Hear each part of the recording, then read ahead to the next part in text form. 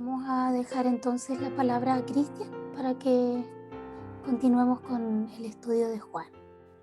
Cristian, adelante. Gracias, Rita. Vamos a hacer un pequeño recuento porque saltamos, ¿cierto? Un sábado, me estuvo haciendo la clase mi papá, y como para no perdernos de lo que estaba, o sea, refrescar la memoria más bien de lo que estábamos haciendo, nos encontramos estudiando Juan, el capítulo 3 y la segunda sección del capítulo 3 que en muchas Biblias está titulada de tal manera amó Dios al mundo, y que habíamos visto que casi con toda seguridad esto ya no son las palabras de Jesús que conversaba con Nicodemo, sino que son las palabras de Juan que está comentando acerca de lo que Jesús acaba de decir. Especialmente esos em, los versos del 14 al 15. Y habíamos visto, ¿cierto? Habíamos estudiado el versículo 16, que tenía mucho, ¿cierto? Veíamos el amor de Dios, el amor universal de Dios, que se expresaba a través de la entrega de Jesús, y que tenía el propósito de dar vida eterna a las personas. Y su propósito al enviar a Jesús también era ese, era el propósito de salvar a las personas y no condenarlas. Y veíamos que eso apuntaba mucho a la condición de las personas. Eh, como Jesús también digamos, lo sugería en su conversación con Nicodemo, veíamos que el ser humano sí, ya tiene un rumbo, y ese rumbo ya es un rumbo fijo, es un rumbo que va para mal, y que solamente se puede interrumpir si una persona mira con fe hacia el Señor, y eso solamente puede cambiar su situación. Por eso la persona que no toma esa opción, que no toma que no elige esa única posibilidad, ya se puede decir con toda seguridad de que no tiene más remedio. Esa es la única solución en esta vida para poder salvarnos. Entonces, en ese sentido que nos decía el versículo 18, entramos al versículo 19. Y ahí yo les quiero preguntar, eh, ¿cómo lo ven ustedes? A mí me costó. Quiero preguntarles, ¿cómo lo ven ustedes? Eh, ¿Cuál es la relación entre el versículo 18 y el versículo 19? Les voy a dar la oportunidad que ustedes lo piensen un momento, puedan dar su opinión, su perspectiva, y después yo les comparto, digámoslo, como yo lo vi. Y no es algo que, eso me llamó mucho la atención que tú nos enseñaste, que no es algo que alguna persona puede decirle, mira, tú estás condenado, sino la misma persona se condena al rechazar el mensaje, al rechazar lo que vino a ser el Señor para salvación. Y bueno, porque todo aquel que hace lo malo aborrece la luz y no viene a la luz para que sus obras no sean reprendidas. En el sentido de decir, bueno, sabiendo aún así, considero yo sabiendo aún así que la maldad está en el corazón, pero aún así no reconocer que necesita ser perdonado, en ese sentido. No reconocer, necesito a Dios, necesito cambiar y necesito ser perdonado. En ese sentido lo entiendo, el versículo 20. Ya. Súper, muy bien. ¿Alguien más quiere dar su perspectiva? Ya. ¿Por qué les decía yo que me complicó? Porque me dio vuelta la forma en que se conecta, la forma en que comienza el versículo 19, dice, y esta es la condenación. Entonces, cuando uno a primera vista lee eso, lo que a mí me pasaba era que yo leía eso y yo decía, esta es la condenación, y mi primera intuición o mi primer impulso era interpretar eso como en esto consiste o de esto se trata la condenación. pero si uno lo lee así, no tiene mucho sentido, porque, porque la condenación no consiste, o sea, lo que está explicando ahí no es en qué consiste la condenación, porque la condenación, obviamente, la persona ya está en condenación. Como decía también la tía Gloria, eso es simplemente la muestra de que las personas están condenadas, es ese rechazo. Entonces no es que en esto consiste o de esto se trata la condenación, sino que en esto se revela o en esto queda en evidencia la condenación. Eso es lo que Juan está tratando de decir. Eh, las personas son, en el versículo 18, lo que dice Juan es que la fe juega el papel de cambiar, ¿cierto?, la condenación por salvación. Y lo que va a decir en el versículo 19 no es en qué consiste la condenación, sino cómo se ve eso en la práctica. Recordemos que Juan está mirando, está escribiendo este evangelio muy cerca ya del final del siglo. Está escribiendo siempre en retrospectiva. Y en retrospectiva, ¿qué está diciendo Juan? Está diciendo, ¿cómo yo vi esta condenación? Que las personas rechazaron creer a Jesús. Pasa que eh, esa condenación él la vio a través de ese rechazo. Si traemos ¿cómo se llama? El lenguaje del principio de Juan, en Juan 1, recordemos como cuando Juan ya nos anticipaba que la luz había venido al mundo y el mundo no había recibido esa luz. Y aquí simplemente también lo está reiterando. Está diciendo, eh, los hombres amaron más las tinieblas que la luz porque sus obras eran malas. Y aquí, cuando Juan dice, amaron más las tinieblas que la luz porque sus obras eran malas, ahí va a comenzar este argumento que va a desarrollar en los dos versículos siguientes. Porque el versículo siguiente empieza precisamente con un porqué. Y siempre que hay un porqué, uno tiene que mirar hacia atrás. Porque ese porqué siempre va a explicar lo que venía antes de eso. Entonces, cuando uno encuentra el porqué en el versículo 20, tiene que ir a mirar qué es lo que va a explicar Juan. Y lo que Juan va a explicar es lo que acaba de decir. ¿Por qué los hombres amaron más las tinieblas que la luz? Porque sus obras eran malas. ¿Qué tiene que ver eso, una cosa con la otra? ¿Qué tiene que ver amar más las tinieblas que la luz y el hecho de que sus obras sean malas? Y como también la tía Gloria lo anticipaba un poquito, la razón por la cual muchas personas no recibieron a Jesús y no quisieron creer en Él, prefiriendo las tinieblas, es porque las obras de ellos iban a ser denunciadas, iban a ser ellos puestos en evidencia, avergonzados, iban a ser humillados como los pecadores que eran.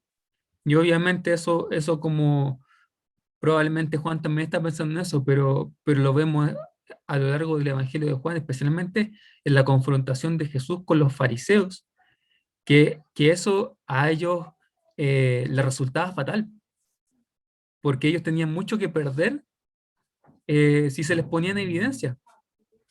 No es lo mismo que a una persona común y corriente, quizá como uno, les ponga en evidencia. Claro que en mi humanidad y en mi vanidad, claro que a uno no le gusta, por ejemplo, que te digan lo que eres, que no sé, que eres un pecador, que eres un hipócrita. Claro, claro que lo soy. Si tengo que ser sincero, claro que lo soy. Y tanto estoy muy lejos, ¿cierto?, del estándar del Señor, de lo que el Señor quiere. Es incómodo que a una persona a mí me diga eso, pero le va a gustar menos que le saquen en cara esa debilidad, ese pecado, porque tiene mucho que perder. Y ellos también tenían mucho que perder. Eh, Porque ellos suponen que eran los líderes espirituales, eran los hombres de Dios, y que viniera alguien a revelar lo que ellos eran, obviamente iba a ser su ruina. Entonces, obviamente, la luz que representa aquí a Jesús funciona principalmente en un sentido revelador. eso también uno tiene que cuidar cuando lee. Generalmente cuando las personas utilizan símbolos o cuando Jesús hace parábolas, eh, generalmente él utiliza las imágenes en un sentido particular. Entonces, por ejemplo, hay algunas personas que cuando Jesús hace una analogía, las trujan y ven todos los posibles parecidos. No es que la luz, y empiezan a nombrar todas las cosas que hace la luz, o el agua, todas las cosas que hace el agua, o el aceite, todas las cosas que hace el aceite, todas las propiedades, todas las capacidades que tiene. Pero generalmente, eh, cuando sucede una comparación o una metáfora, la persona que la hace en la Biblia generalmente está pensando en un uso muy particular de esa metáfora. Por ejemplo, cuando Jesús dice, eh, cuando compara, cuando nos dice a nosotros, ustedes son la sal del mundo, eh, uno podría agarrar la sal y la sal tiene un montón de usos. La sal, ¿no? Da sabor, obviamente, pero también conserva, también... no recuerdo qué otro uso tiene en relación, creo que desinfecta, no estoy seguro, pero el uso que está pensando Jesús ahí no es ni el de conservar, ni el de desinfectar, es el de dar sabor. Entonces aquí, eso quería comentarles. Siempre tenemos que tratar de buscar el sentido en el cual el escritor bíblico está usando la comparación, que generalmente es uno específico, o a lo más dos, pero generalmente uno muy, muy específico y muy puntual. Porque cuando uno empieza a buscarle todos los sentidos a la analogía, o a la metáfora, o a la comparación, ahí uno se pierde un poco del sentido. Entonces, cuando aquí Juan está diciendo, está hablando de la luz, está hablando de ese sentido revelador porque está diciendo eh, la, la, eh, los hombres amaron más las tinieblas que la luz porque sus obras eran malas. ¿Por qué? Porque lo que hace la luz es, nos permite ver, nos permite distinguir las cosas, nos permite conocer visualmente el mundo y deja en evidencia las cosas como son. Y entonces, en ese mismo sentido, eh, la enseñanza y el testimonio de vida del Señor van a iluminar la realidad y van a exponer la verdadera condición de las personas. Y obviamente, ahí donde se junta, por decir, donde cobra el sentido. Las personas que van a preferir continuar viviendo en su pecado, continuar viviendo en la situación que ellos están, estos líderes religiosos que no quieren perder, que no quieren ser puestos en evidencia, obviamente van a querer mantenerse en la oscuridad. No van a querer acercárseles, no van a querer ser revelados o ser expuestos por la luz. Y por esa misma razón van a rechazar creer en Jesús. Y así, al hacer eso, van a demostrar que están en condenación. Y hay un punto que a mí me pareció importante, como decía también lo mencionaba de paso la tía Gloria, que es súper importante recalcar la naturaleza deliberada de este rechazo, es intencional, no es un rechazo así como por accidente o por omisión, porque, me equivoqué, justo rechacé al Señor y no me quise acercar a Él. Es deliberado. No permanecen las personas que permanecen en condenación no permanecen en condenación por ignorancia, sino que lo van a hacer con pleno conocimiento, porque son personas que saben lo que provoca la luz, saben el efecto que tiene la luz, que es el Señor, sabe lo que el Señor está haciendo, cómo el Señor está revelando las vidas de las personas. Y al ver eso, van a decidir quedarse en la oscuridad para no ser reprendidos, como dice Juan, por su forma de vivir, eh, para no ser llevados a arrepentirse. Y eso obviamente habla de una decisión firme de parte de estas personas de querer asumir la soberanía de sus propias vidas y de negarse a reconocer la soberanía de Dios en sus vidas. Y eso obviamente es algo que uno, que uno también puede ver en la práctica de nuestros días. También hoy en día hay personas que tienen dudas intelectuales, hay personas que tienen conflictos emocionales, pensando en en personas que no conocen al Señor y por qué no quieren conocer al Señor. Hay personas que tienen dudas legítimas, intelectuales, que no entienden al Señor. Hay personas que están heridas, que están dañadas, y que por eso también les cuesta creer en el Señor. Pero hay personas que tienen esta otra clase de dificultad, de decir, no, sí, yo ve claramente todo lo que significa el Señor, pero no está dispuesto a rendir la vida, no está dispuesto a doblar la rodilla, porque sabe lo que eso le va a costar, que eso le va a costar entregar el trono de su vida, entregar la autonomía, ¿cierto? De que él ya no va a ser más el que va a decir lo que es bueno y lo que es malo, quien va a tener el volante, quien va a tomar las decisiones, sino que eso se sabe que lo tiene que entregar al Señor y dirigir la vida en el estándar del Señor y no el estándar de uno mismo. Y eso obviamente eh, no les va a gustar. De hecho, de hecho, recuerdo en algún momento un relato, por ejemplo, de ateos históricos famosos, filósofos y escritores, eh, que había uno que precisamente tenía un rechazo a Dios, pero no era por otras razones que su propia vida, la vida que llevaba, que era bastante inmoral, podríamos decir.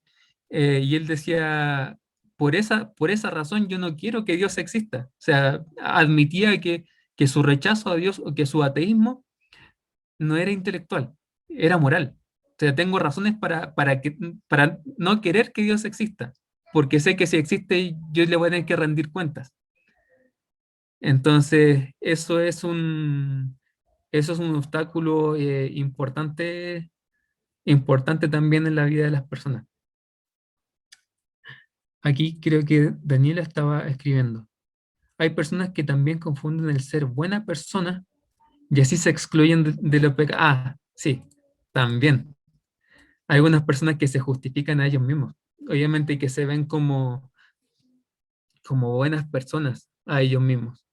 Y obviamente uno escucha, me parece una frase que es válida cuando de repente hay algunos líderes, pastores, cristianos que a nosotros nos dicen eso. O sea, antes de hablarles de las buenas noticias a las personas, algunas veces hay que hablarles de las malas noticias primero, porque muchas veces esa persona, eh, como dice Jesús, no solo sanan los que tienen necesidad de médico, sino los enfermos. Entonces, mientras una persona se considere sana, obviamente va a querer tratar de seguir su vida porque ¿para qué si estoy bien?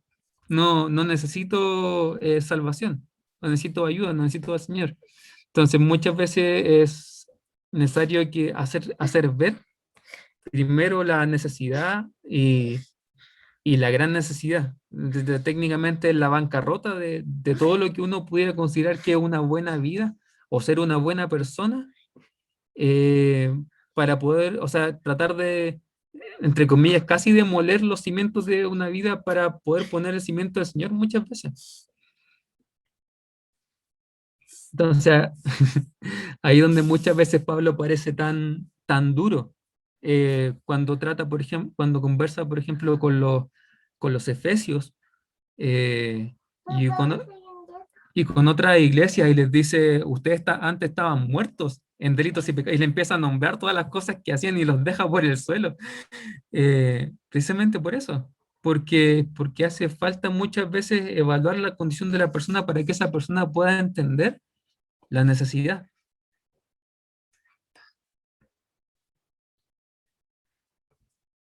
¿Alguien más quiere compartir algún comentario? Sí, tengo aquí un versículo, Cristian, que está en Efesios capítulo 5, 11 y 12. Más o menos lo que tú estabas diciendo. Dice, y no participéis en las obras infructuosas de las tinieblas, sino más bien reprenderlas, porque vergonzoso es aún hablar de lo que ellos hacen en secreto. El 13 dice, mas todas las cosas, cuando son puestas en evidencia por la luz, son hechas manifiestas, porque la luz es lo que lo manifiesta todo. Sí. Claro, ahí está hablando de la luz también en ese sentido revelador, ¿cierto? Versículo 21, que termina la sección, esta sección donde Juan está comentando, eh, empieza con más, y cuando habla, esa expresión más está tomando cierto lugar de un pero. Entonces Juan va a hacer ahí un contraste. Acaba de describir, ¿cierto? Una respuesta a la luz, eh, y ahora va a describir la otra. Y es lo mismo, como decíamos, hay un paralelo más o menos fuerte entre lo que es este comentario y el comentario que está en Juan 1, ¿cierto? Antes de que Juan empieza a relatar los hechos, esa introducción que hace, porque ahí también Juan relata las dos respuestas. Cuando dice, en la luz, vino la luz, y el mundo, vino al mundo que había hecho, y el mundo no le conoció, ¿cierto? Ahí detalla una respuesta, pero después va a detallar la otra respuesta. Pero los que le conocieron, a los que creen en su nombre, ¿cierto? Ahí empieza a relatar la otra respuesta. Y aquí también, acaba de relatar una respuesta, que es la respuesta mayoritaria, eh, pero ahora va a relatar esta otra respuesta, esta otra posible opción que las personas logran. Dice, más el que practica la verdad viene a la luz, para que sea manifiesto que sus obras son hechas en Dios. Entonces, aquí va a decir Juan, hay un segundo grupo que va a estar en contraste con los que se ocultan de la luz, que son las personas que hacen lo malo. Eh, ¿Cierto? En el versículo 20 dice, porque todo aquel que hace lo malo. Pero me parece muy interesante la forma en que Juan lo pone, porque aquí Juan después dice, no dice todo el que hace lo bueno, como si fuera un contraste, el que hace lo malo y el que hace lo bueno. Juan dice, el que hace lo malo y el que practica la verdad. Entonces, yo no sé si eligió esas palabras a propósito, en ese sentido, de no querer decir el que hace lo bueno. Cristian, Pero, Rita, estaba pensando que quizás cuando dice, no sé si interrumpí, pero estaba pensando que cuando dice el que practica la verdad, no está diciendo que no haga lo malo, sino que va a tener la capacidad de reconocer que estamos actuando mal, que en el fondo es lo que hace la luz de Jesús en nuestro corazón, como a través del Espíritu Santo, ¿cierto? Nos habla. Y cuando hacemos lo incorrecto o cuando estamos yendo por un mal camino, de pronto empieza como a encenderse una luz roja hasta que llega el punto en que tenemos que venir y reconocer que estamos actuando mal. Por lo tanto, es como, eso sería también parte de practicar la verdad, ¿cierto? cierto, cierto. Precisamente, aquí Juan no está conversando o no nos está hablando en términos absolutos, como si quisiera decir, no, estos son los que hacen lo bueno, porque en este mismo contexto de Juan, ya hemos conversado, ¿cierto?, de que lo que el Señor le está dando, recordemos que este es el comentario de Juan a lo que dijo, a la conversación de Jesús con Nicodemo. Y en esa conversación ya Jesús lo dejó súper en claro que todas las personas necesitan creer porque son pecadores y porque necesitan nacer de nuevo, ¿cierto? Juan 3, el versículo 3 al principio, que lo vimos hace tanto tiempo. De cierto te digo que el que no naciere de nuevo no puede ver el reino de Dios. Entonces está claro que Juan aquí no está hablando de los que hacen lo bueno en un sentido absoluto, sino que, como dice Rita, en el sentido de aquellas personas y ahí tenemos que darle el crédito a la gracia de Dios. No es que una persona sea, es porque es muy inteligente o porque es muy capaz o porque es mejor que otra, sino que ahí uno solamente le puede dar el mérito a la gracia de Dios que interviene y que a uno le deja ver su ceguera y su necesidad, que es posible que estas personas y que nosotros obviamente reconozcamos nuestra condición necesitada y hagamos algo al respecto, ¿cierto? Que pongamos, como dice, que practican la verdad, que hacen algo con la verdad, que agarran la verdad y toman una decisión con respecto a eso. Y esa decisión, Juan dice que es la decisión que estas personas hacen es venir a la luz. En otras palabras, es creer en Jesús, ¿cierto? Hay hay un paralelo de temas, otra vez. Es lo mismo rechazar a Jesús que esconderse la luz, y es lo mismo venir a la luz que creer en Jesús. Son dos cosas que están, cada una van de la mano con su contraparte. Em, Esto a mí me recordaba la mención que no se hace en Juan, sino que se hace en Lucas, de personas piadosas, piadosas en el sentido de cuando se habla de piedad, en los evangelios se habla como de una cualidad de ser bueno en el sentido religioso, por decir así, de tener como un sentido de santidad, por decirlo así. Piedad es más o menos un sentido de santidad, o sea, un sinónimo de santidad. Personas piadosas que decía que esperaban en el reino de Dios. Si alguien me puede encontrar Lucas 2, eh, los versículos 25 y 38, y otra persona que me pueda encontrar Lucas 23, los versículos del 50 al 51, por favor. Lucas 2, 25 y 38, y Lucas 23, del 50 al 51. Tengo Lo voy a Lucas escribir, 2, ¿ya? Lucas 2:25. Y 38. Ok, comienzo con el 25. Había en Jerusalén un hombre llamado Simeón. Este hombre justo y piadoso esperaba la consolación de Israel, y el Espíritu Santo estaba sobre él. Ahora el 38.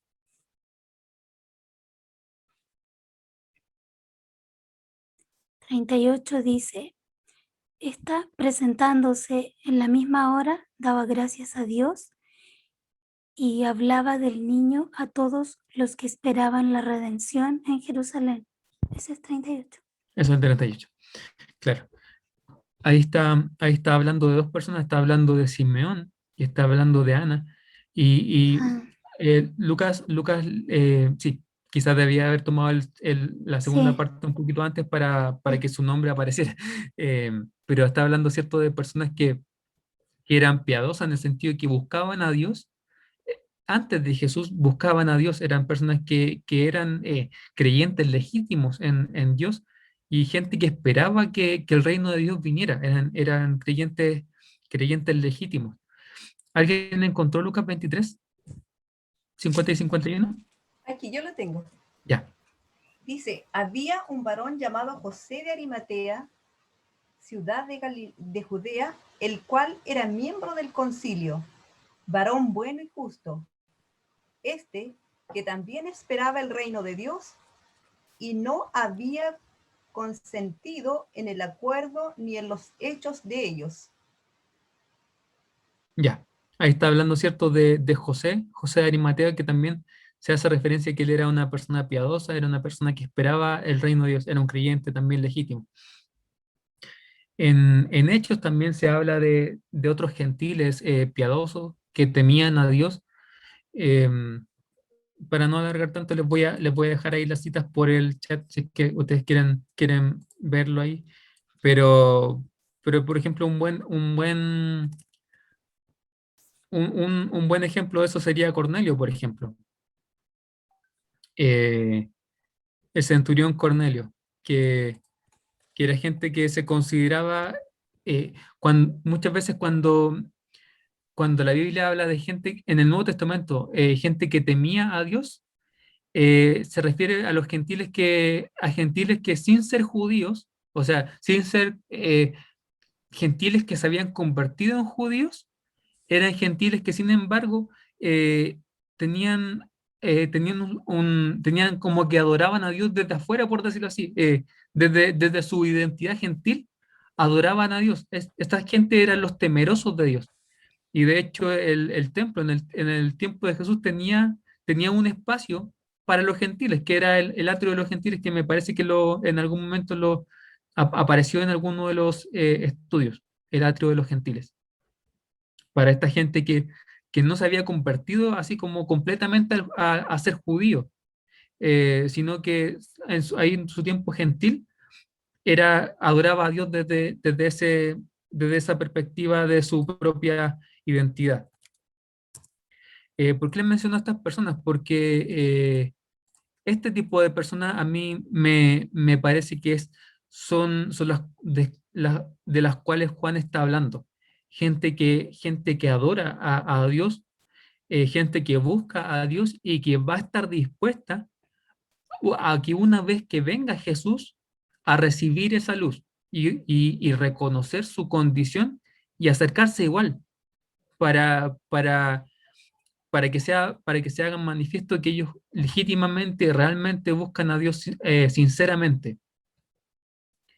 Me parece a mí que esa clase de personas, por ejemplo, son las que van a escuchar el mensaje de Juan el Bautista y las que se van a someter al bautismo, este bautismo de preparación y de arrepentimiento. Y son esta clase de personas las cuales van a llegar a la luz, las cuales van a venir a la luz, porque va a haber hay una atracción misteriosa que se produce entre las personas que buscan a Dios, que son creyentes legítimos en Dios, y el ministerio de Jesús.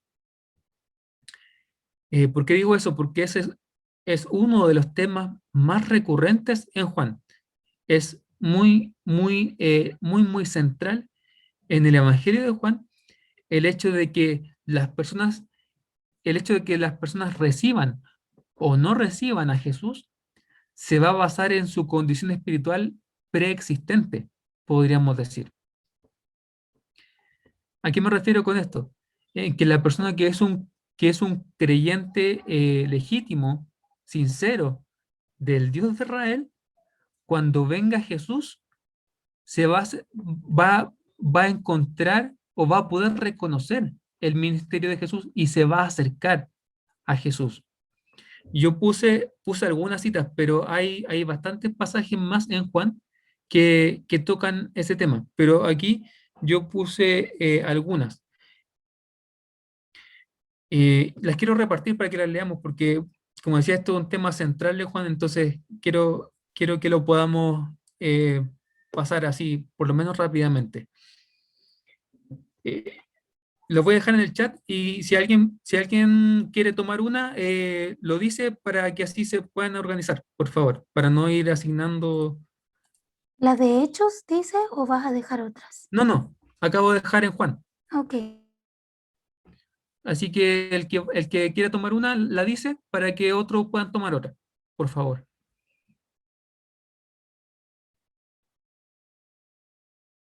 Voy a leer la 8:42. ¿Ya? Ahí puedes leer el 8, el 42 y el 47. Ok, acá lo tengo. Juan capítulo 8, 42 dice, ¿dónde empieza? Jesús entonces les dijo, si vuestro Padre fuera Dios, entonces me amaríais, porque yo de Dios he salido y he venido, pues no he venido de mí mismo, sino que Él me envió. El 42 y Él. 47. 47.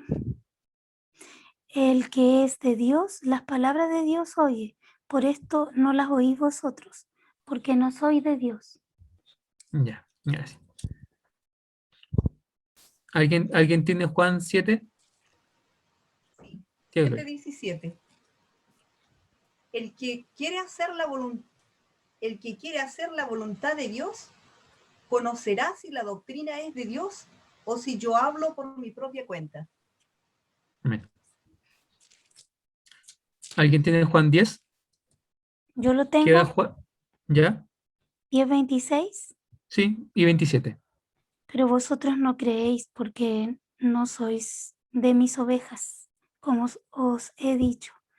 Mis ovejas oyen mi voz y yo las conozco y me siguen. Ese, Ese 26 y es, 27. ese es.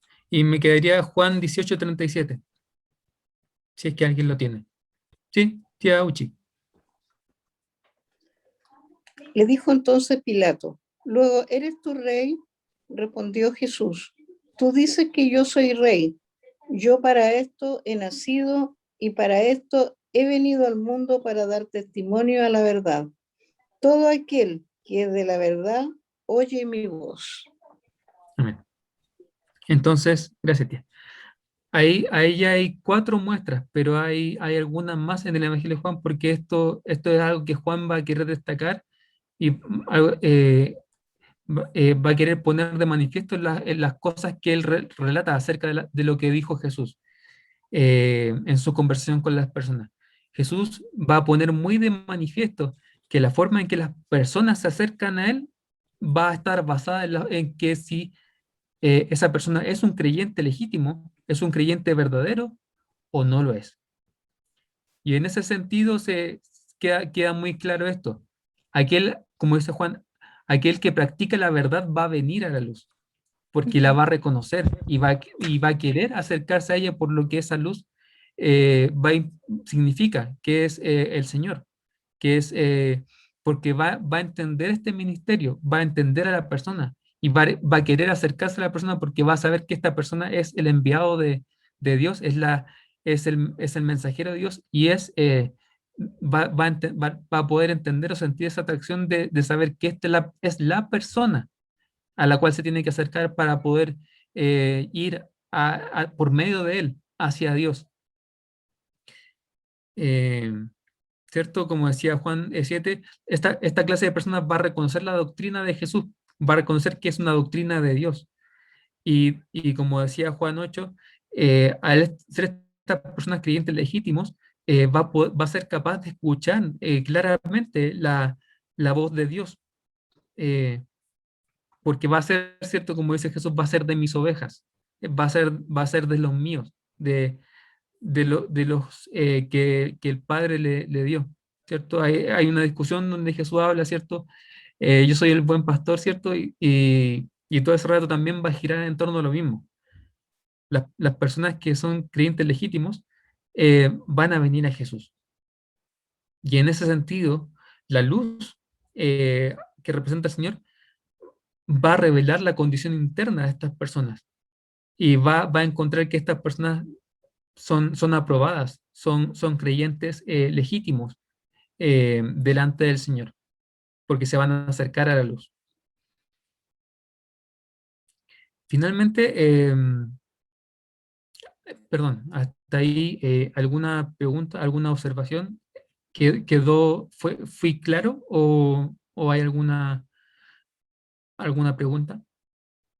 Bueno, ahí podemos entender entonces con más claridad que los que rechazaron al Señor Jesús cuando Él vino, era porque no tenían comunión con Dios, o sea, como tú dices, no buscaban tampoco de Dios. Entonces, Sí, si ellos tuvieran a Dios en su corazón, reconocerían de quién viene Jesús. sí. Y como pasó con los fariseos, como pasó con esos grupos que, como tú decías, ellos rechazaron a Jesús porque en realidad la verdad de Dios no estaba en ellos.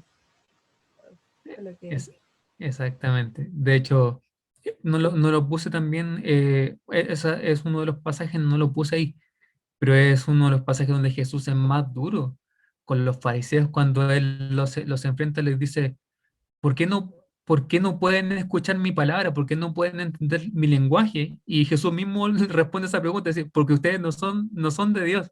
Si fueran de Dios podrían entender las palabras de Dios, pero ustedes no son de Dios. Y ahí empiezan a conversar con él. Pero si nuestro padre es Abraham, le dicen. Dice Jesús, si el padre de ustedes fuera Abraham, ustedes se comportarían como lo hizo Abraham y no lo están haciendo. Ustedes están tratando de hacer los designios de su padre. su padre, dice Jesús, es el diablo. Entonces es una de las cosas más fuertes con la que Jesús le enfrenta, pero está haciendo eso, está haciendo la luz, revelando la condición de la vida de las personas. Entonces está diciendo, si ustedes no me pueden entender, si ustedes se oponen a mí de esta manera, es porque su condición espiritual no es la correcta.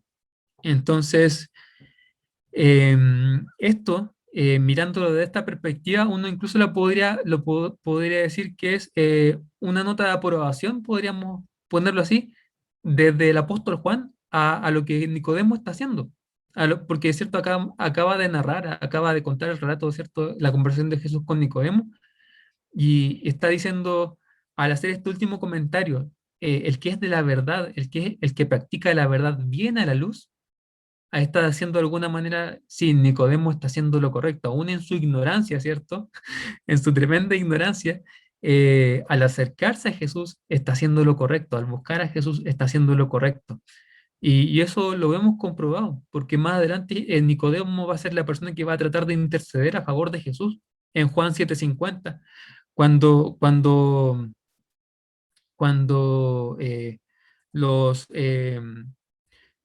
los fariseos ya empiezan a perseguir más intensamente a Jesús y andan buscándolo y le preguntan mandan a la gente a que vaya a buscar a Jesús o que lo vaya a arrestar.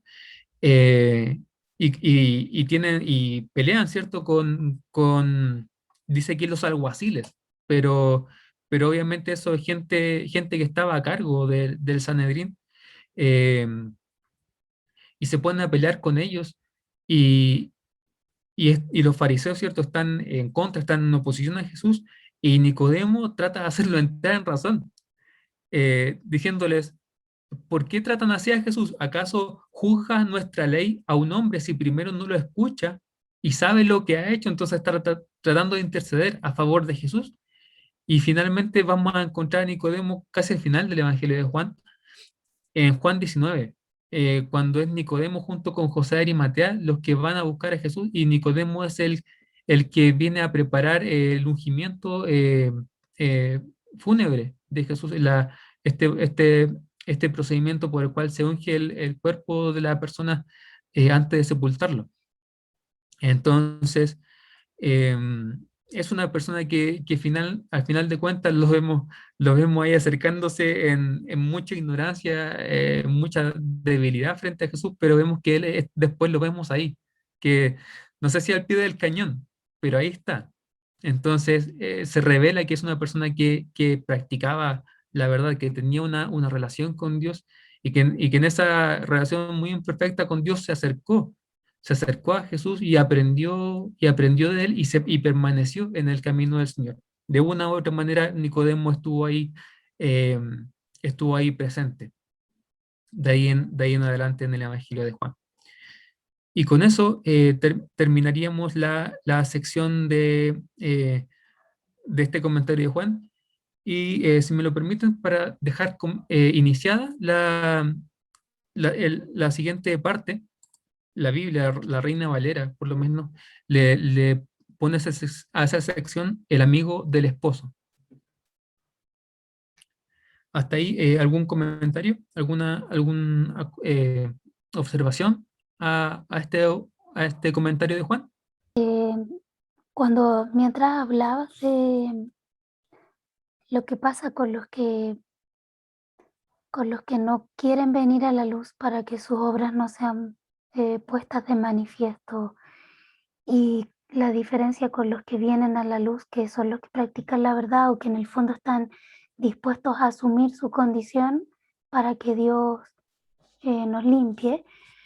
Pensaba en, así como tú mencionabas, aquellos ateos o personas que alejaron su vida del camino de Dios, también estaba pensando en intelectuales que probablemente no conocían a Dios, pero que sinceramente se acercaron a la Biblia para conocerla o para estudiarla con algún motivo, no sé, cualquier motivo, digamos, de investigación respecto, por ejemplo, no sé, de la discriminación hacia los homosexuales o cosas así.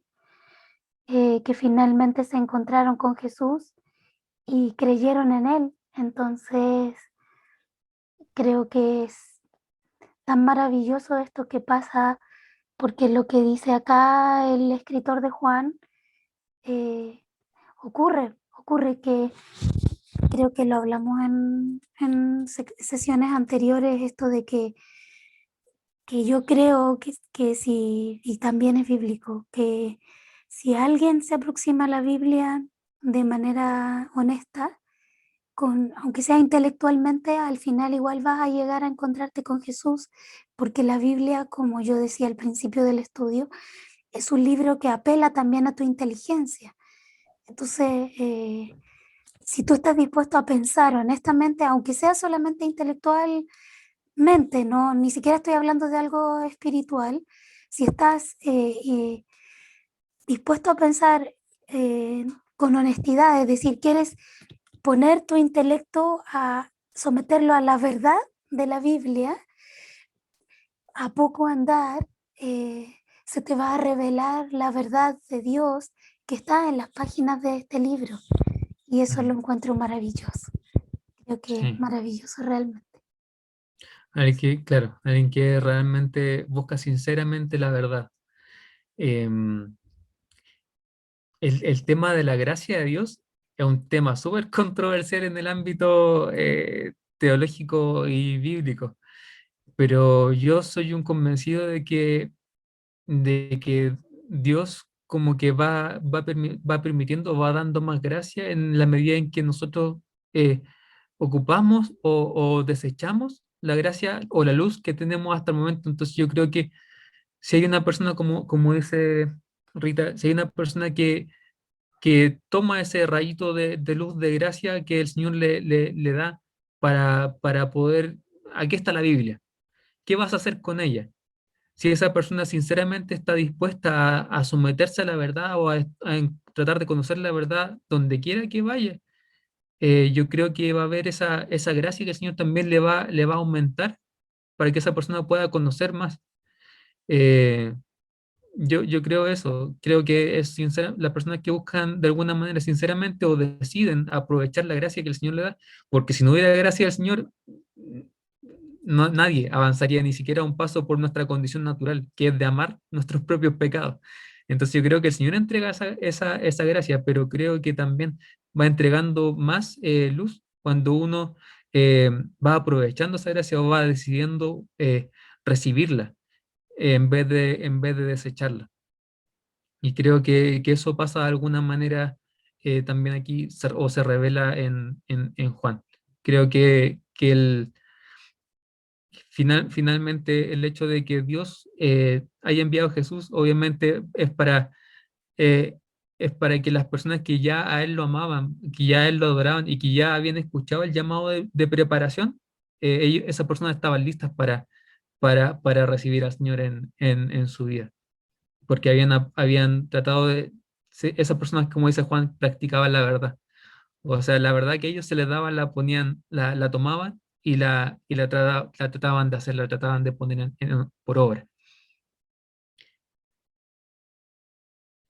Brevemente, quisiera que tomáramos los versículos del 22 al 24, es cortito, no es mucho, como para que dejemos encaminado el siguiente estudio. Si usted obviamente me lo permite. Pasamos al versículo 22 y Juan sale de su comentario y vuelve al relato de hechos, me refiero de acciones, de eventos. Y el versículo 22 que dice, después de esto, vino Jesús con sus discípulos a la tierra de Judea y estuvo allí con ellos y bautizaba. Eh, Creo que lo que a mí más me llama la atención de este versículo es que es súper útil, más digamos de lo que revela, en el sentido de lo que va a ser la narración, de, del tema de esta sección, es súper útil para ilustrar la necesidad de leer siempre en contexto. Porque yo me encontré con eso una de las veces que estaba leyendo Juan. llegué y dije, oye, nunca me había fijado de que Jesús igual bautizaba y que también era Jesús el Bautista. Nunca me había percatado de eso. Y, y el punto, Sí, porque te eh, acuerdas que cuando fueron después los seguidores de Juan a hablar con él y le dijeron, oye, hay otro que anda bautizando también, ¿te acuerdas? Que le sí, dicen a Juan, sí, oye, hay hay otro. otro también que bautiza, ¿a quién tenemos que seguir, a él o a ti? ¿Te acuerdas?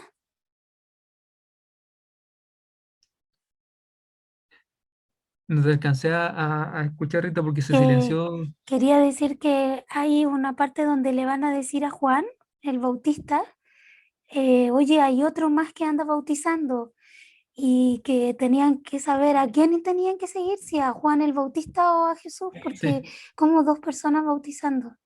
Ahí claro, ya estaba mencionado que bautizaba. sí, Cristian, sí, me pareció haber leído en alguna parte que Jesús no bautizaba. O sea, decía, pero él no bautizaba. sí. A eso precisamente quiero ir. Ah, ya. Al hecho de que si uno solamente leyera este puro versículo, o incluso leyera toda la sección, se quedaría con esa idea de que Jesús bautizaba. Pero sin embargo, cuando uno tiene que avanzar hasta Juan capítulo 4 los versículos del 1 al 2 que nos van a decir que no era Jesús el que bautizaba, sino sus discípulos. Obviamente ahí lo que está tratando de decir es una, es una forma de referirse a la antigüedad, de que Jesús, los que bautizaban eran los discípulos de Jesús, pero bajo la autoridad de Jesús. Esto es una forma de referirse que es antigua, ¿cierto? Que también, por ejemplo, si quieren buscarlo también, igual es un pasaje conocido, pero en Lucas 7:35, por ejemplo, cuando habla, ¿cierto?, el episodio del centurión, que tenía un siervo enfermo, cuando los judíos o las personas que vienen a interceder por el centurión eh, eh, delante de Jesús le dicen, tú tienes que hacer, te pedimos que tú hagas esto por él, porque este centurión es muy bueno y nos construyó una sinagoga. Y en realidad uno podría decir, bueno, el centurión es centurión, no es constructor. El centurión en estricto rigor no construyó la sinagoga, la construyeron otras personas bajo la autoridad de él, por el mandato de él. Ese es el uso que aquí Juan le está dando al hecho de primero decir, Jesús bautizaba, y después decir, no, Jesús no bautizaba, y en realidad eran los discípulos, pero en estricto rigor, ellos bautizaban bajo la autoridad de Jesús, y en ese sentido, en el sentido bíblico, los escritores bíblicos se dice, es un uso legítimo decir que los actos que están realizados bajo la autoridad de una persona se pueden atribuir a esa persona. Pero a lo que apuntaba yo es la importancia siempre de leer en el contexto, porque si uno se queda con un versículo, o incluso si uno lee una porción pequeña alrededor de ese versículo, puede perderse, eh, puede perderse el sentido. Y en este caso no es muy peligroso, podríamos decir, no trae mucha confusión o no trae mayores consecuencias del hecho de decir, ah, bueno, era un alcance, ¿cierto? Pero cuando, por ejemplo, estamos hablando de doctrina, de enseñanzas que son centrales, ahí sí que es súper importante leer en contexto. Ojalá pudiéramos leer todo el contexto posible, porque el agarrarse de un solo versículo para enseñar algo es súper peligroso. Entonces, por eso esto era una pequeña muestra de algo a través más bien inocente, pero es para ilustrar ese punto, de que si uno no lee en este contexto, no va a tener toda la información y puede equivocarse. En Juan 3:23, ahí me acordaba, ¿cierto?, de la clase de geografía que tuvimos, porque ahí Juan va a ubicar la acción que va a suceder. Y que, ¿cierto? Teníamos tres, ahí no les puse el mapa, ¿cierto? No tengo la ayuda gráfica, pero recordamos que en la clase de geografía teníamos de norte a sur, mi norte va a estar arriba, mi sur va a estar abajo, teníamos Judea en el sur, al medio Samaria y arriba Galilea, ¿cierto? Dice el versículo 23, Juan bautizaba también en Enón junto a Salim, porque allí había muchas aguas y venían y eran bautizados. Entonces, ¿qué es lo que nos está diciendo Juan? En este momento en que Juan está narrando, Jesús con sus discípulos va a estar abajo, en el sur, en Judea. Y el lugar donde Juan va a estar bautizando, Enón, que es junto a Salim, va a estar arriba, va a estar en la región muy cerca de Samaria, en esa especie de depresión, ¿cierto? De grieta donde estaba el río Jordán, ahí cerca va a estar Juan.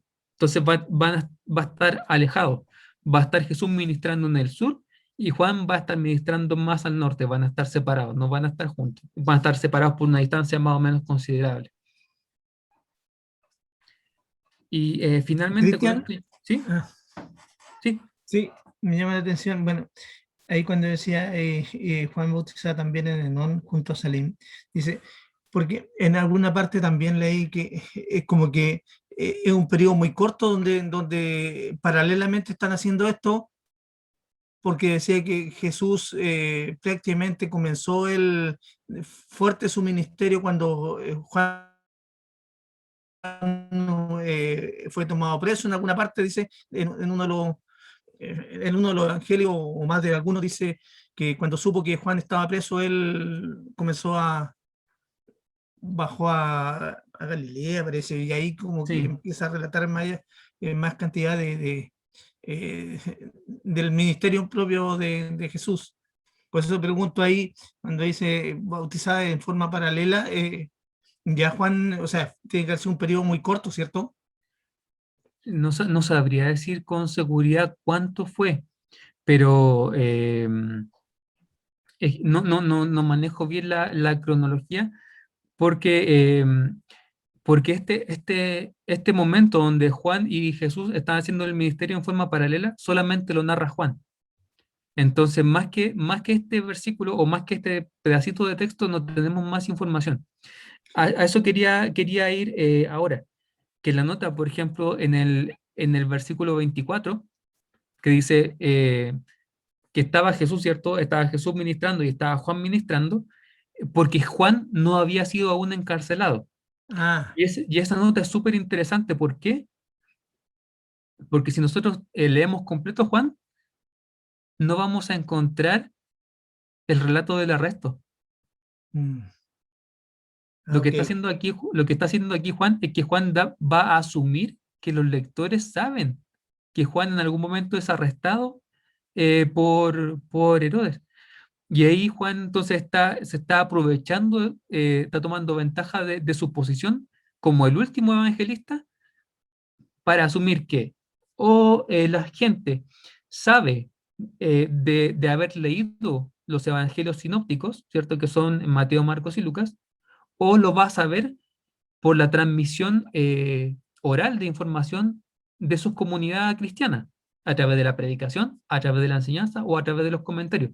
Recordemos que en este tiempo casi nadie, o prácticamente nadie, tiene un libro del Nuevo Testamento para él solo. Las cartas que llegan a las congregaciones y las copias de los manuscritos que llegan a las congregaciones es para tener poco, así como gran honor, uno en cada congregación. Y la persona que lo tiene, el líder quizá lo comparta a la gente. Entonces, la gran mayoría de los cristianos en este momento está siendo instruido por oído, no por lectura. Entonces, eventualmente Juan está asumiendo eso, que la información de los otros evangelistas, si es que la gente no lo ha leído, por lo menos lo ha escuchado en su congregación cristiana. Eh, y en relación a lo que decía el tío, eh, el valor de esto es que esto nos complementa los otros tres evangelios. ¿Por qué? Porque nos va a decir que el ministerio intensivo de Jesús no va a comenzar luego del arresto de Juan. Si uno lee, por ejemplo, los evangelios sinópticos, Mateo, Marcos y Lucas, uno se va a llevar esa impresión. ¿Por qué?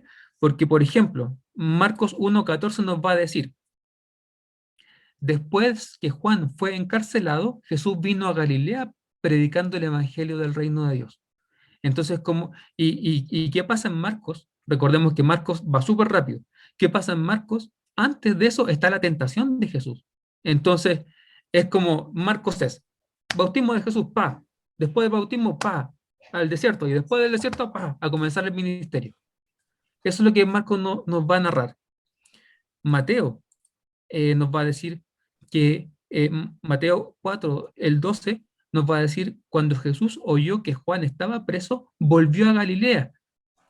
Y el versículo 17 nos va a decir, desde entonces comenzó Jesús a predicar y a decir, arrepentidos porque el reino de los cielos se ha acercado. Entonces, los evangelios, y antes de eso, nuevamente, antes de eso está la tentación en el desierto y antes de eso está el bautismo. Entonces, los evangelios sinópticos se van a enfocar en esto, van a decir, Jesús viene con Juan, bautismo, tentación, ministerio. Y se van a, y en eso obviamente uno va a ver va a ver la vida del Señor en esa secuencia. Y el valor que tiene Juan aquí va a decir, alto, Jesús está haciendo muchas otras cosas entre medio que los otros evangelistas no tomaron. Entonces, ya nos va a decir, por ejemplo, recordemos lo que decía Juan 1:23, ese ministerio ya había comenzado y había comenzado hace tiempo. Perdón. Juan 2:23 nos va a decir que estando en Jerusalén en la fiesta de la Pascua, muchos creyeron en su nombre viendo las señales que hacía.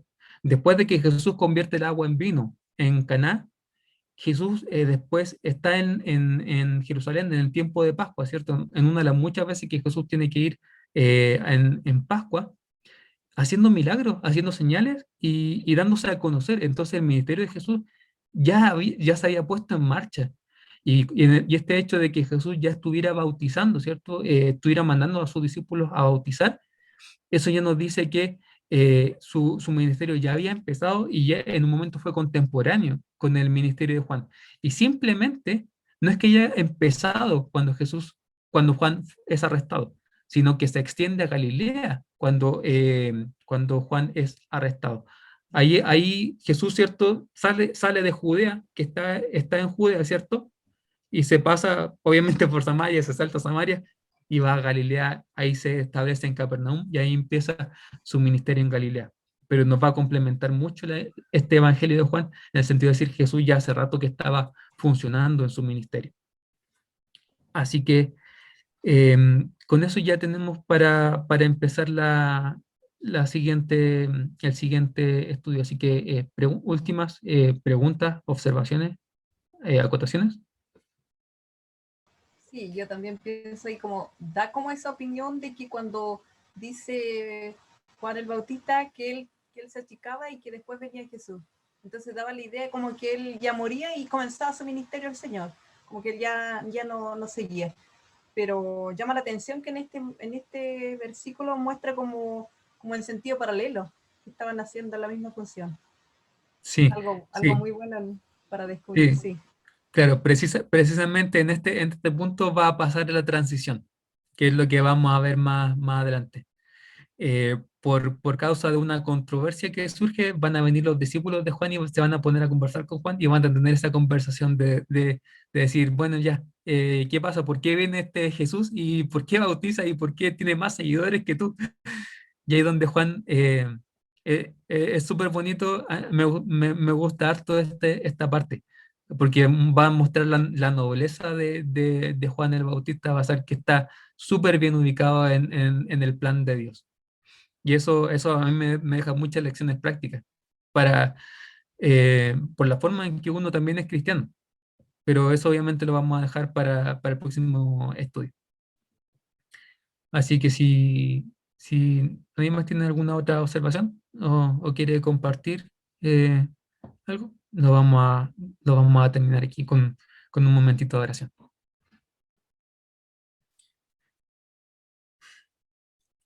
Señor, gracias. Te damos por este tiempo de poder ver en tu palabra, Señor. Muchas gracias por la gracia, Señor, que tú nos das, de poder entender, Señor, estas cosas, de poder alimentarnos, Señor, de ellas, porque sin tu ayuda, Señor, y sin tu luz no podríamos hacerlo, Señor, no podríamos ver nada. Así que gracias, Señor, por tu ayuda, por tu guía, Señor, a través del Espíritu Santo, por permitirnos, Señor, ayudarnos, Señor, a conocerte. Permite, Señor, que cada día nuestras palabras sean, Señor, más cercanas, Señor, más rectas, Señor, en relación a tu palabra, Señor, sean sean más precisas, Señor, al estar más acordes, Señor, con tu palabra, de tal manera que toda nuestra conversación, nuestro testimonio, Señor, nuestra enseñanza, nuestro predicar, Señor, sea realmente agradable, Señor, sea bueno y sea recto, Señor, delante de tus ojos. Para bien, Señor, de otras personas, para que otras personas también puedan, Señor, a ti conocerte. Así que gracias te damos por este tiempo, Señor, y tú bendigas a cada uno de mis hermanos en lo que queda de este día, Señor, en el descanso de la noche. Tú, Señor, no nos despidas de este tiempo de estudio con tu bendición. Lo pedimos, Señor, en el nombre de Jesús. Amén.